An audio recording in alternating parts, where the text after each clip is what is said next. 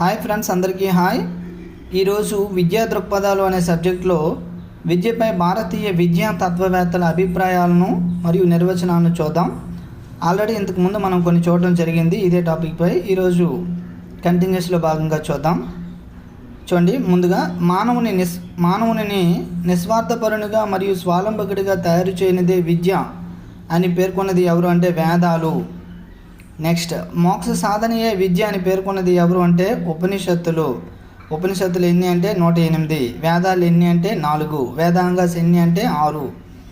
Next, ఆత్మ సాక్షాత్కారం పొందుటయే విద్య అని పేర్కొన్నది ఎవరు అంటే శ్రీ శంకరాచార్య.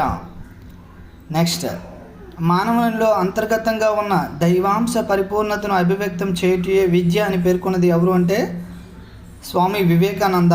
చూడండి, మానవునిలో అంతర్గతంగా ఉన్న దైవాంశ పరిపూర్ణతను అభివ్యక్తం చేయుటయే విద్య అని పేర్కొన్నది